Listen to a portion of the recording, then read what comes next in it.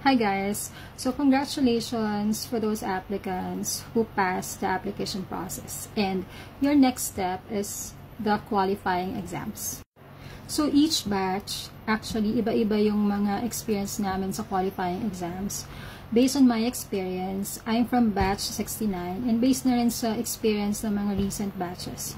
Yung qualifying exams, merong medical knowledge test, computer navigation skills test, making a referral letter, and yung live scribing part. So, yung first two, these are random questions, multiple choice questions. Merong mga practice tests and quizzes sa internet.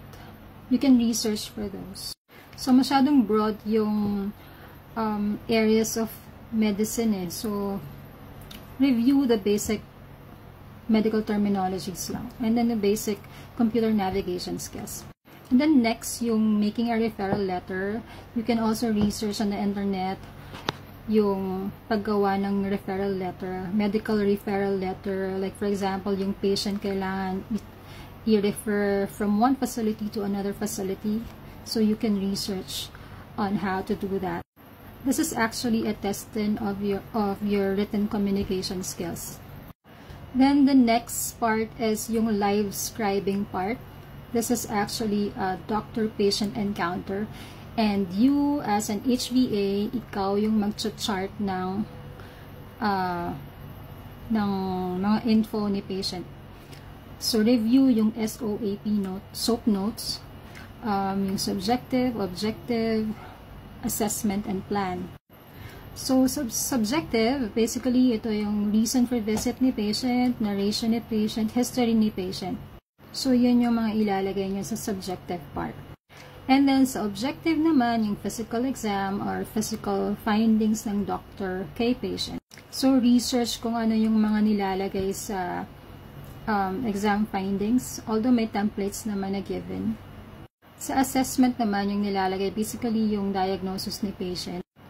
And then sa plan, yung short and long-term goals ni patient, and kung merong lab orders, radiology orders yung doctor, and yung mga medications na need niya to take. So yun, review yung SOAP note.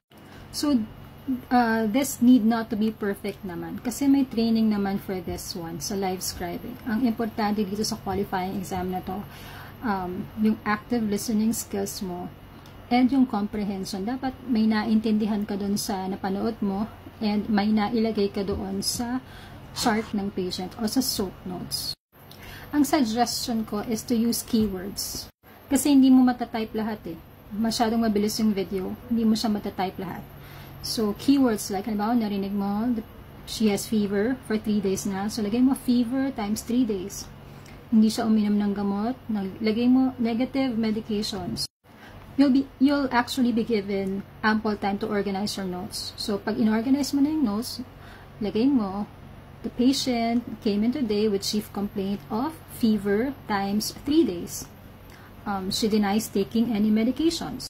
So, ganun yung paggawa niya. Like I said, hindi kailangang perfect agad to. Ang kailangan mo lang, may naintindihan ka at may nailagay ka dun sa SOAP notes. This is actually a test din ng inyong active listening skills and comprehension. So, next step ko is make sure na prepared kayo before ng qualifying exam. At least 30 minutes bago mag-qualifying exam, ready ka na. Yung internet connection mo is stable, yung headset mo gumagana, yung webcam mo gumagana. Kasi hindi kinala hihintayan kapag meron kang aberya. Kapag nagka-problema ka, madi-disqualify ka. So, make sure everything is ready. Next step is, huwag kang kabahan. Hindi maaalis yung kaba actually, pero yung kaba kasi, kapag sobrang kaba ka, nakaka-mental block, feeling mo ang bilis-bilis ng oras. Pero you'll be given ample time naman to do your exams. So, parang it will make you slow kapag kinakabahan ka. Next step is follow instructions. Even if you did well on your exams, kahit na perfect mo pa yan, if you don't follow instructions, madi-disqualify ka. So, follow instructions carefully. My last tip, but not the least, of course, is to pray. Pray for strength, pray for a clear mind, and pray to Him that you will get this. So God bless everyone. If you will pass this, the next step is your interview. So leave a comment or message me if you want to ace your interview.